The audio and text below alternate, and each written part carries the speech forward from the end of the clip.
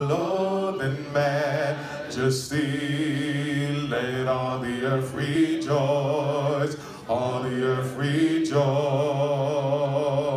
He wraps himself in light,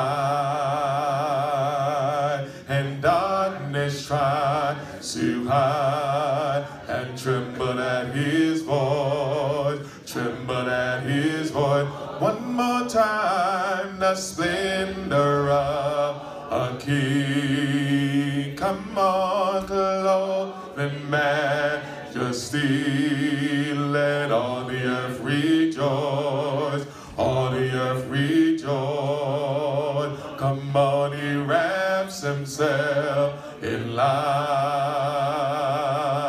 and darkness tries to hide, and tremble at his voice, and tremble at his voice. Come on, church, how great, come on, is our God. Yes, sing with me, how great is our God. Come on, oh, see how great, how great, how great. Come on, church, is our God. Everybody sing right now, how great, how great, how great is our God. Come on, sing with me, how great is our God. Yeah, oh, see how great, how great, how great. Come on now, it's our God. Will I said age to age, he stands well, and time is in his hand, beginning and the end, beginning and the end. The Godhead three and one, Father, Spirit, Son, the Lion and the Lamb, the Lion and the Lamb. One more time, and age to age he stands. Come on, church, and time is in his hand, beginning and the end, beginning and the end. The Godhead three and one. Come on, the Father, Spirit, Son, the Lion and the Lamb, the Lion and the Lamb. Come on, church, how great is our God. Come on and sing with me, how great is our God. Yeah, all sing, how great, how great, how great. Come on now, is our God.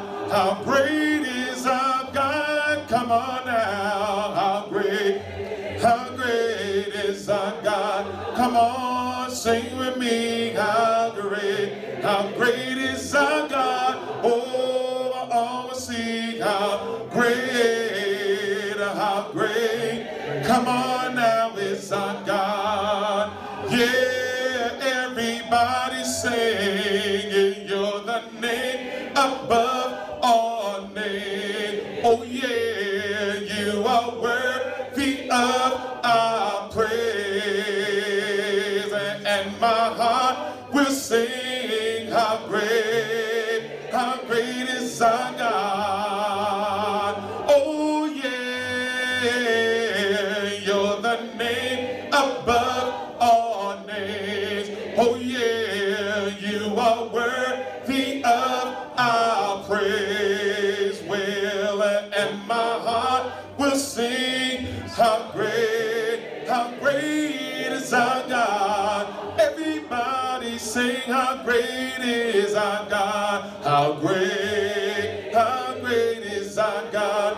Oh, sing with me, how great is our God. Oh, all sing, how great, how great. Here is our God. No bass. Everybody sing, how great is our God. How great is our God. Yeah, sing with me.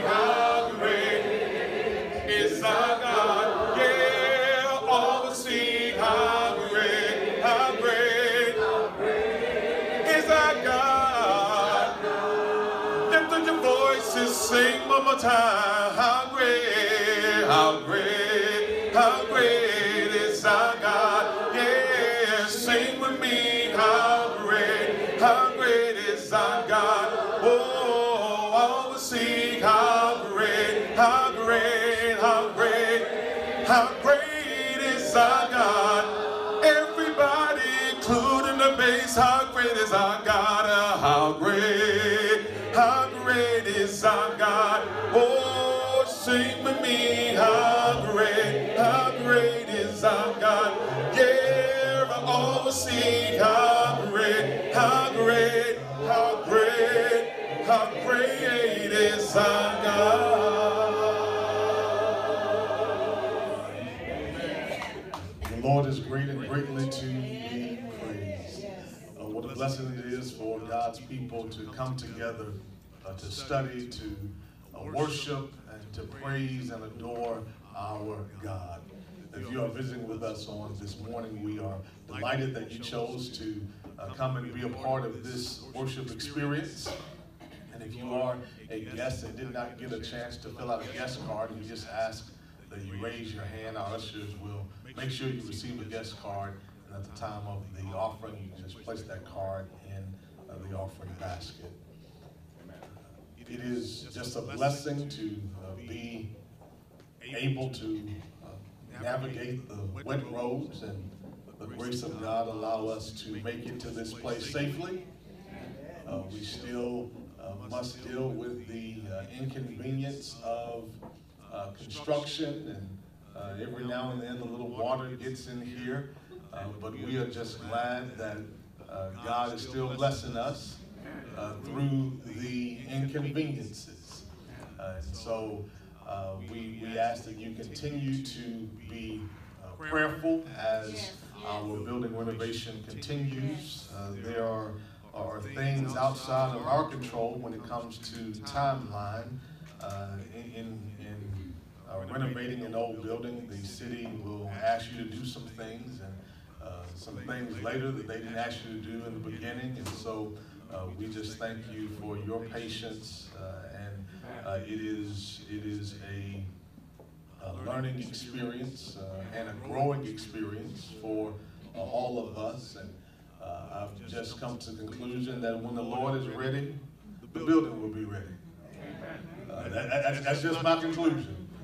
When the Lord is ready, the building will be ready. Sometimes you have to spend a little time in the wilderness so you can appreciate the promised land. We don't struggle and have to deal with obstacles. We don't appreciate as much the mighty hand of God when He delivers. And so we continue to ask you to be prayerful and to be patient. Matthew chapter 6, beginning at verse number 22, we ask that you stand if you're able. We read from Matthew chapter 6, verses 22 through 24. Matthew chapter 6, verses 22 through 24. Reading from the New American Standard Bible, the eye is the lamp of the body. So then, if your eye is clear, the whole body will be full of light.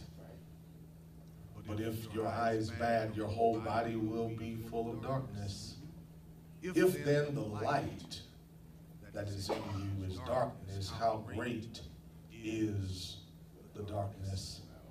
No one can serve two masters, for either he will hate the one and love the other, or he will be devoted to one and despise the other. You cannot serve God and wealth, or you cannot serve God and mammon. You may be seated. This morning we share with you part 2 of our series entitled Treasure Hunt, finding what really matters. Treasure hunt, finding what really matters. Distracted driving driving while doing another activity that takes your attention away from driving. Each day in the United States, approximately 9 people are killed and 1,000 injured as a result of crashes that occurred because of a distracted driver. Right. There are 3 main types of distractions. There are visual distractions where you take your eyes off the road. There are manual distractions where you take your hands off the wheel. Then there are cognitive distractions where you take your mind off of driving. And texting while driving is especially dangerous because it combines all 3 types of distractions. It combines the visual, the manual, and the cognitive distraction. And so in response, federal regulations and state laws restrict the use of cell phones and ban texting while driving. And in some places, it is even illegal to text while walking, because people, as they are texting walking down the street, have actually walked into a busy intersection and caused an accident. Additionally, research has busted the myth of multitasking. Many of us feel we can do 2 things or more at the same time, but the truth is that instead of doing multiple things at once, what our brain actually does is it switches back and forth between the 2 activities, overall decreasing our productivity. For all of the dangers of distracted driving, for all of the dangers of even texting while walking, for all of the statistics that we have regarding accidents and crashes caused by distracted driving, it is not the most dangerous distraction. The distraction that poses the greatest danger to our safety is not distracted driving, but distracted living. Long before cell phones existed and multitasking was a word, Jesus highlighted the disastrous danger of distracted living and divided attention. Jesus says no one can serve 2 masters. Last week in part 1 of our series, Treasure Hunt, we made the point that true treasure is found when we value most what is most valuable. And the question that we have to wrestle with if we're going to value most what is most valuable is, what is my life goal? What is my life goal? This week from Matthew chapter 6, verses 22 through 24, we discover not only is true treasure found when we value most what is most valuable, but true treasure is found when we focus on God, not gold. True treasure is found when we focus on God, not gold. So the question that we each must ponder is this: where is my loyalty? Where is my loyalty? Because remember, distracted living is the most dangerous form of distraction that exists. Listen to what Jesus says as he challenges us with this notion that the ultimate loyalty, our ultimate loyalty cannot be divided. It should be focused on our Heavenly Father. He says in Matthew chapter 6, verse number 22, the eye is the lamp of the body. Then if your eye is clear, your whole body will be full of light. But if your eye is bad, your whole body will be full of darkness. If then the light that is in you is darkness, how great is the darkness. Jesus had just talked about store up for yourselves treasures in heaven and not on earth. And then in verse 24, he'll say you cannot serve God and money. And in this conversation about riches and wealth and treasure, Jesus talks about the eye being the lamp of the body. So on the surface, this statement that Jesus makes about the eye, light, and darkness does not seem to fit the context of money. However, a closer examination of the text allows us to see the connection. The eye is the source of light to the whole body. The eye is what allows light in, and apart from the eye, the body can receive no light. Thus, the eye functions much like a lamp does. The eye allows the body to receive light. The eye allows light in so that the rest of the body can be informed and educated concerning the physical and material realities that surround us. The reason we don't bump into walls is because we can see the physical reality and the material reality of a wall that is around us. This allows us to make an appropriate decision. This is not just a physical or material reality, but symbolically the eye is the gateway to the mind, and it aids in enlightening our consciousness. It is therefore important spiritually that the eye be healthy, having a singular Godward focus, so that the body will be full of light, allowing the entire body to function based on divine insight.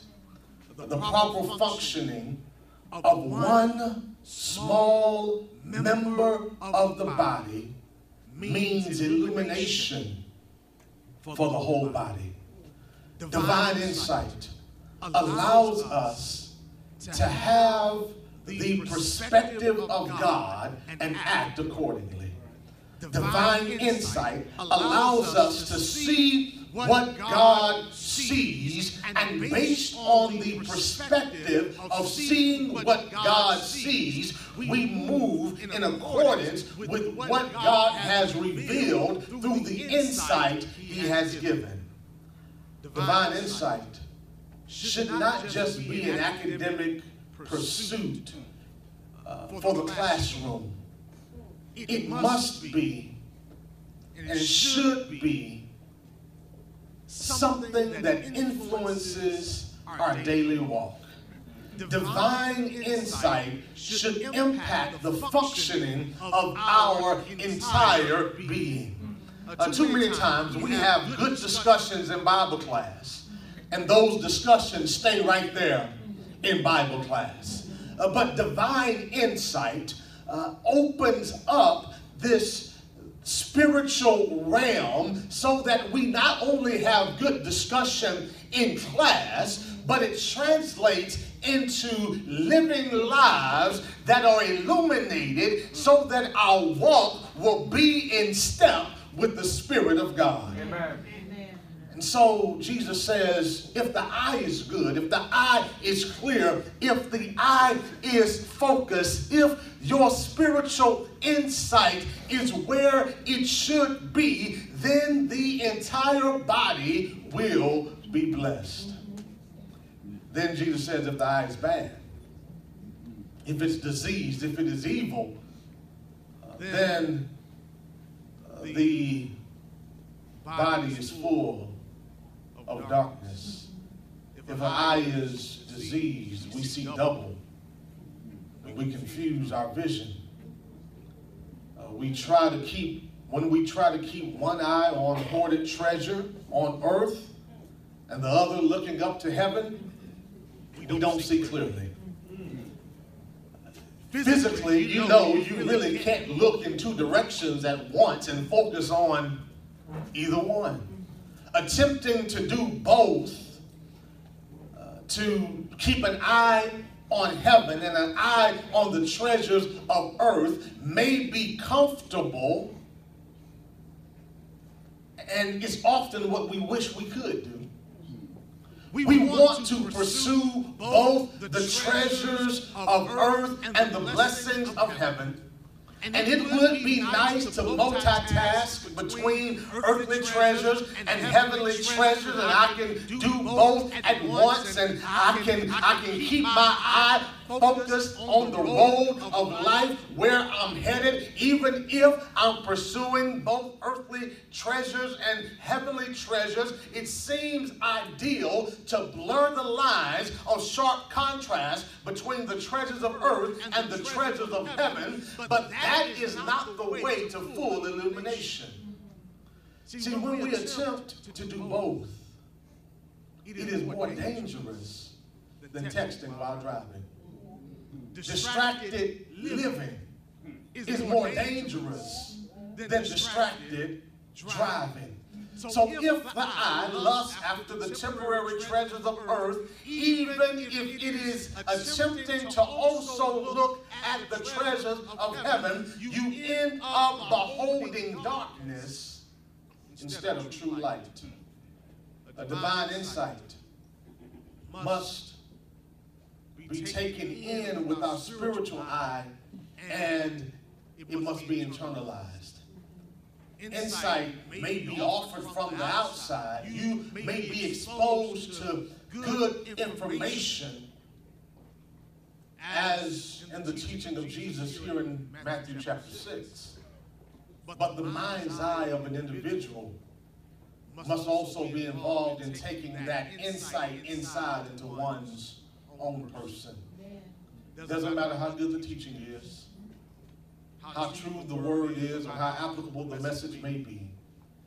If your system of insight is broken, then the darkness will be great within you. Jesus is making the point that when the focus of your life is money and earthly treasures, then your system of insight is broken. Thus, the light in you is darkness, because the true light of the Word of God cannot shine because your eye is focused in the wrong direction. The darkness then creates a delusion. It sets up a false narrative of allegiance to both God and money. The light in you becomes darkness, and so we should evaluate what we're focusing our eyes on, because where we focus our vision is an indication of where our loyalties lie. So Jesus, he sets the record straight.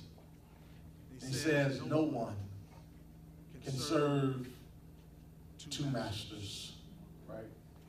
For either he will hate the one and love the other, or he will be devoted to one and despise the other. Jesus says you cannot serve God and wealth. Jesus personifies money. He personifies it as an object of devotion, as an object of worship. And in personifying money, Jesus is teaching us not to make money our goal, because when money is our goal, it will not be satisfied until it becomes our God. That might bear repeating. Amen. Don't make money your goal. Because when money becomes your goal, it will not be satisfied until it becomes your God. Jesus says no one can serve two masters. When Jesus says no one, he means not one person. There is nobody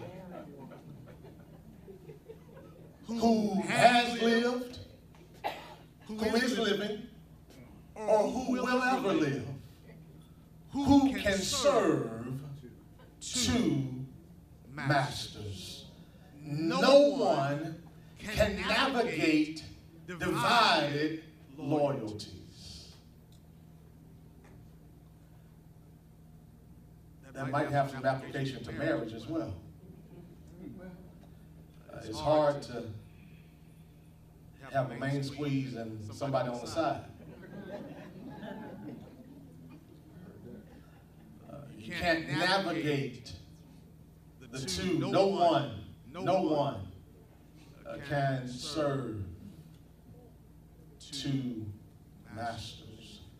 No one, not now person, can serve two masters. The word that Jesus uses for serve means to be the slave of someone. Jesus says, you're going to be someone's slave, but you cannot be the slave of two people, of two gods, of two beings. Why? Because you will hate the one and you'll love the other. Jesus says no one can serve, no one can bow down, no one can pledge devoted allegiance to two masters. See, the truth of the matter is we belong entirely to God, and because we belong entirely to God, that means that our loyalty and our allegiance should be with the one who bought us, who purchased us. No one else has a legitimate claim to us. We have been bought with a price, which means we should glorify God in our body. Wow. Amen. So no one can serve two masters. Not only have we been bought by God, we have been blessed by God. We have been entrusted as stewards or managers of His possessions. Stop and think about it for a moment. God owns the cattle on 1,000 hills. The earth is the Lord's and the fullness thereof. That means that there is nothing that we possess that does not at its very center belong to God. And so since God is the giver, we need to worship the giver and not the gifts. I'm going to make up a word here.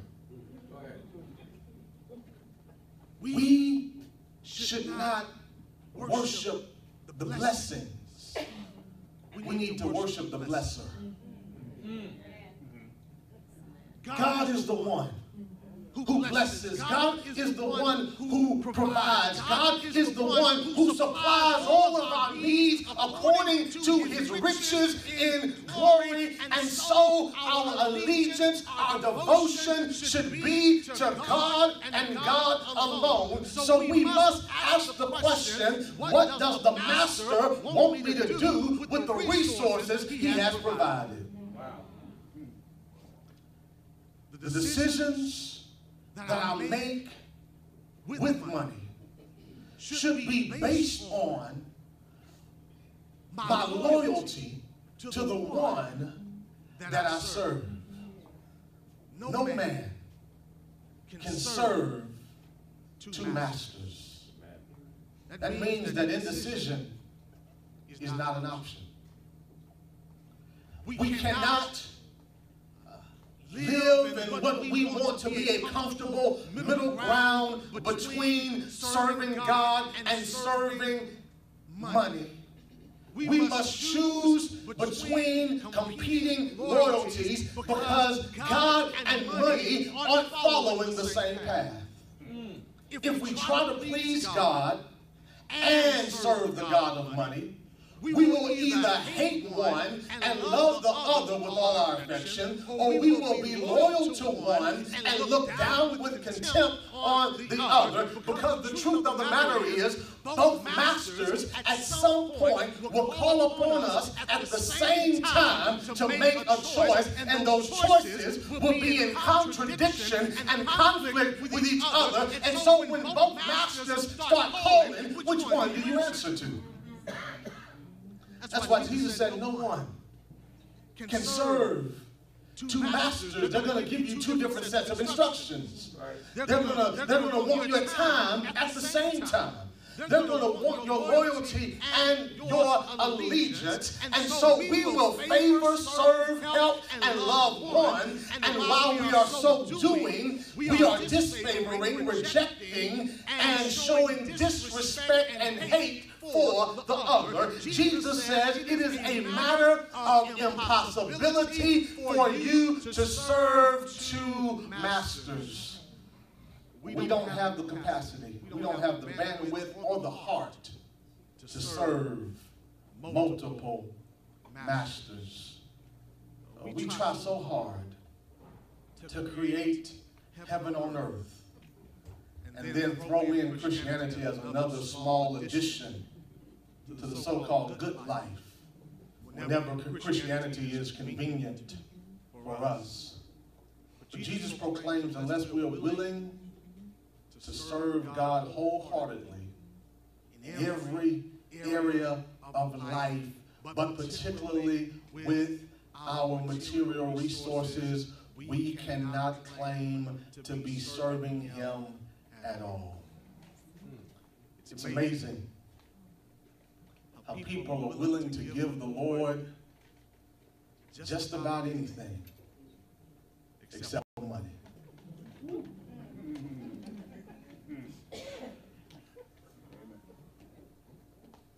The one area where Jesus told, or where God rather told His people to try Him, to test Him, to give Him an opportunity to prove that He would be faithful to them, is money. Malachi chapter 3. And in the area when it comes to money, we have this position that it's my money. And I do with my money what I want to do with my money, not understanding that the money that we call ours is the tool that God has given us to do His work here on earth. So don't be like so many married couples.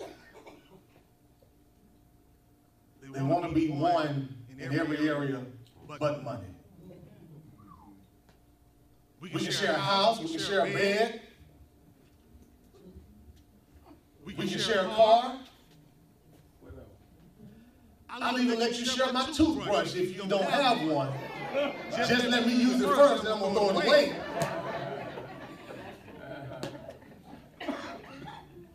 But when it comes time for finances, you got your account. Your spouse has their account, and they're responsible for the light bill, and you got the water bill, and living two separate financial lives. If you're going to be one, be one. Amen. And so God here wants our allegiance. We want His blessing, but we don't want to be all in the relationship. God says you cannot serve two masters. You can't keep two men happy or two women happy. You cannot please two gods. You will either hate one and despise the other. Amen. Amen. So as a Christian, our Monday master, our Monday through Saturday master, should not be any different from our Sunday master.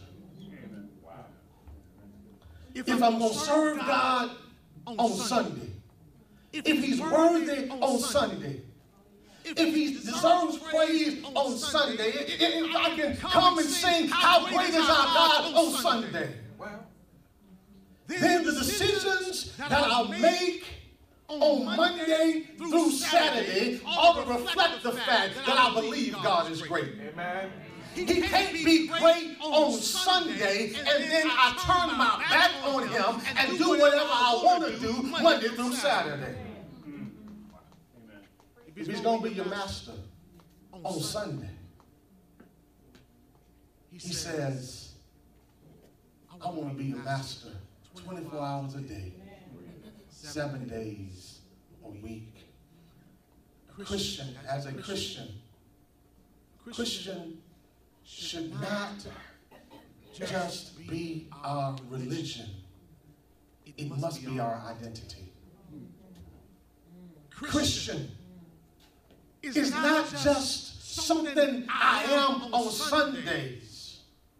Christian is not just something I do between 8 o'clock and 12 o'clock every Lord's Day, every first day of the week, but Christian is the essence of my identity. That's why Paul would say in 1 Corinthians chapter 10, verse number 31, therefore, whatever you eat or drink or whatever you do, do all to the glory of God. Colossians 3:17 states, whatever you do, in word or deed, do all in the name of the Lord Jesus, giving thanks through him to God the Father. Christians should not be our religion, it should be our identity, and each one of us needs to make a decision as to where our loyalties lie, for true treasure is found when we focus on God and not gold. Because in God, we have true treasures. In him, we have freedom from anxiety and worry. In him, we have joy and contentment. In him, we have peace guarding our hearts. In him, we found strength for our weakness. In him, we have a friend who sticks closer than a brother. In him, we have love that never fails. In him, we have abundant life. In him, we have everlasting life. In him, we have all that we need that pertains to life and godliness. In him, we have a God who is the creator, the sustainer of the universe. In him, we have the God who has the whole world in his hand, and at his disposal are all of not only earth's resources, but heaven's resources. And so when you serve a God like that, when you have an opportunity to call him your Lord and call him your master, then it would be foolish not to say, Lord, I give myself away so you can use me. Amen. Amen. So God does not just want to be your Sunday God. He wants to be your Monday through Sunday God. No one can serve two masters, two treasures found when your focus is on God and not gold. If you're outside of Christ, the first thing that you have to do if you want God to be your master is to submit to the fact that Jesus is Lord and obey the truth of the gospel. You believe Jesus is Lord. Make that decision to repent. Repent is to change directions, to go in the opposite direction. You have been walking, so if your pursuit has been gold, when you repent, say, Lord, I'm going to not pursue gold, but I'm going to pursue you. Here's the thing about pursuing God. When you pursue God, goodness and mercy follow you. You don't have to go chasing goodness. Goodness comes chasing after you. Confess Jesus is Lord. Be baptized in water. Your sins will be washed away. You receive the gift of the Holy Spirit. You become a Christian. The Lord will be your Lord and your master. Give yourself to him this morning. Come forward as we stand and sing. I give myself.